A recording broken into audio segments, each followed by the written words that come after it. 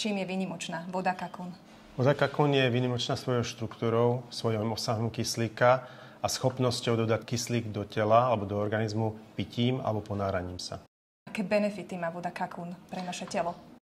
Zaujímavosťou je to, že vlastne tá voda chuťovo alebo pocitovo nie je iná od bežnej pitnej vody.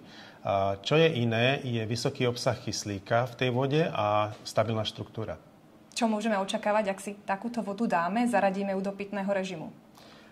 Už obyčajným jedným napitím 1-2 deci zdvihneme hladinu kyslíka v našich tkanivách o 15 až 22 %. Čo môže spôsobiť táto voda, ak ju budeme piť dlhodobo a pravidelne? Hlavne nájde nedostatok kyslíka, ktorý je v tele a dokáže ho vyplniť a tým pádom podporí bunky pri ich revitalizácii a regenerácii tam, kde by to inak nebolo možné. Kyslíková voda teda priamo ide do buniek, ako to je pri pití bežnej vody a čo sa môže stať, ak telu chýba kyslík? No, začal by som tým, že prečo bežnej vody nedostajeme kyslík do seba. Štruktúra, ktorú vytvára bežná voda, je príliš komplikovaná a príliš veľká, čiže nedokáže penetrovať alebo pretlačiť sa do ľudského tkaniva a obsah kyslíka je nižší, alebo parciálny tlak kyslíka v tej vode normálnej bežnej je nižší ako v vašom tele. Čiže neprechádza kyslík do tela ponáraním ani pitím. Tu je rozdiel vlastne, prečo Kakun voda funguje, pretože má vyšší parciálny tlak kyslíku, má takú štruktúru, ktorá dokáže penetrovať ľudské tkanivo. V momente, keď sa napijete, v milisekunde, kyslík prechádza cez sliznicu do medzibunkového priestoru a potom sa šíri medzibunkovým priestorom do celého tela. Čo je rozdielom teda pri normálnom bežnom dýchaní? Pri bežnom dýchaní prechádza kyslík cez plúca do krvi a potom distribuuje sa krvou. My túto cestu nepoužijeme, použijeme tzv. Vodnú cestu, že napitím cez sliznicu prechádza kyslík do medzibunkového priestoru. Za týmto mechanizmom, ale aj za overením si týchto faktov je množstvo výskumov, takže kde všade prebiehali tie výskumy a teda ešte stále prebiehajú? Výskumy prebiehali zhruba od roku 2004 do roku 2014, tie základné výskumy, kde sme skúmali, ako funguje voda, prečo funguje. Hlavné výskumy sa robili v Maďarsku. Niektoré výskumy sa potom neskôr robili aj v Singapúre, ktoré nám potvrdili určité poznatky, ktoré sme my vedeli, ale nemali sme ich doložené. Kto môže všetko piť? Túto vodu pre koho je určená? V podstate každý živočích nie je len človek, ale teda aj konie, dajme tomu psi. Keď ju chcem zaradiť do pitného režimu, koľko jej môžem denne vypiť? Ako to je rozdelené možno vekovo alebo pre športovcov viac? Áno, určite sa to odvíja aj od veku, aj od váhy. Deti, ktoré sú malé, 2-3 roky, môžu piť 1-2 deci vodičky. Ide o to, že keby pili viacej tej vodičky, mohli byť príliš preenergetizovaní. Dospelý človek na prevenciu mu stačí pol litra denne. Maximálna hodnota, ktorú by sme mali vypiť, je 1,5 litra denne pre normálneho bežného človeka, myslím bežnej váhy. Ak by sme chceli zhrnúť tie benefity, čiže je to dodanie energie a ďalej? Dodanie kyslíka, hlavne riešenie hypoxických tkaní, to je stav nedostatku kyslíka, ktoré v podstate v budúcnosti by mohli vytvárať problémy v zmysle zapálenia toho tkaniva, po prípade znefunkčenia orgánu, ak je to teda to tkanivo orgán. V konečnom dôsledku nabíjame imunitný systém touto vodou. Tým pridaním kyslíku sa nabíja imunitný systém a ten imunitný systém potom si dáva do poriadku rôzne ochorenia alebo problémy, ktoré má človek v tele. Ako by mal vyzerať teda ten náš pitný režim, keď do neho zaradím kyslíkovú vodu Kakun? Štieme možno dobre ustriedať.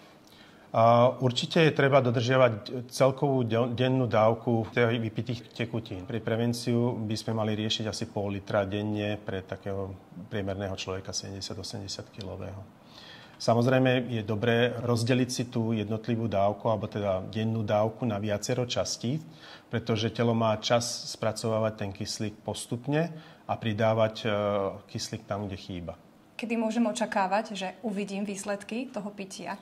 No, prvé výsledky sú ľudia, ktorí sú citliví na energie. Môžu pocítiť aj na jazyku okamžitú spätnú väzbu o tom, že je tam viacej energie z kyslíka.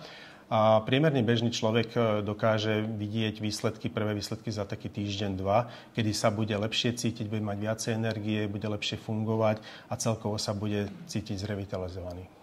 Pre dnešnú dobu je typický stres a taký rýchly životný štýl. Pomôže mi voda Kakun aj pri tomto probléme? Áno, ďakujem za túto otázku. Stres a permanentný stres, ktorým si teraz prechádzame v posledných obdobiach, je podľa vedcov a lekárov až 90% dennú dávku na viacero častí, pretože telo má čas spracovávať ten kyslík postupne a pridávať kyslík tam, kde chýba. Kedy môžem očakávať, že uvidím výsledky toho pitia?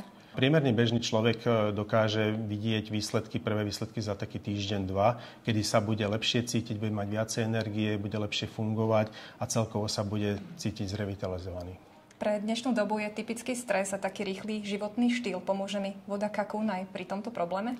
Áno, ďakujem za túto otázku. Stres a permanentný stres, ktorým si teraz prechádzame v posledných obdobiach, je podľa vedcov a lekárov až 90% podielom na civilizačných chorobách, čiže odburávanie stresu je mimoriadne dôležité. A permanentný stres pôsobí hlavne na mozog. Mozog ako taký je najväčším odberateľom kyslíka z tela. Až 30% celkovej spotreby ide cez mozog a keď sa stále zaoberáme negatívnymi myšlienkami alebo obavami, ktoré máme v momentálnej dobe, tak rýchlejšie nám vyprcháva kyslík z organizmu. Preto je dôležité doplňať ten kyslík funkčným kyslíkom z vody Kakún, aby sme nahradili tú spotrebu, ktorá teda odchádza z tela. Hovorí sa, že všetkého veľa škodí, ale platí to aj tu? Dá sa to s tým kyslíkom prehnať? Prehnať ani tak nie, ako by som povedal, že ovplyvniť. Určite by som nedoporučoval piť vodu Kakún po 17. hodine alebo po 18. a chodíme spať 10-11 hodín večer, pretože by sa mohlo stať, že človek by bol naenergetizovaný. Vlastne mozog by vám pracoval a telo by bolo unavené, aby ste mali problémy so spánkom. Je to, ako by ste vypili večer kávu, dajme tomu. Takže nedoporučujem piť neskoršie večer vodu Kakún. Úplne ideálne z rána, na lačno, do obeda, po prípade do tej 3. 4. po obede.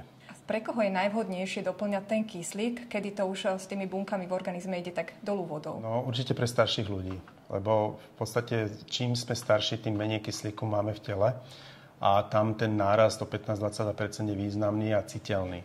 A máme dokonca aj vedeckú štúdiu, ktorá sledovala seniorskú senilitu, ktorá sa mimoriadne zlepšila po pravidelnom pití vody Kakún. Takisto ale aj mladí ľudia, pokiaľ napríklad športujú alebo sú mimoriadne zaťažení v práci alebo sú to študáci, kedy, ako som spomínal, mozog spracováva zhruba 30% celkovej spotreby kyslíka, je mimoriadne vhodné doplňať kyslík z iného zdroja, ako teda dýchaním, na čo je Kakún voda úplne perfektná. A tu pôsobíte aj tak, že dodávate vodu aj do firiem, aby teda zamestnanci pracovali na plný výkon? Áno, sú aj takí manažeri a direktorovia, ktorým záleží na výkonnosti svojich zamestnancov, ale nie len na výkonnosti, ale všeobecná imunitná odolnosť tých ľudí stúpa, čiže sú menej chorí, sú výkonnejší a vlastne benefitujú aj zamestnanec, aj zamestnávateľ z takejto spolupráce. Ak chcem začať piť kyslíkovú vodu Kakún, koľko si mám na začiatok objednať? Na internetovej stránke a e-shope máme nastavený mesačný pitný režim, ktorý sa dá jednoducho objednať.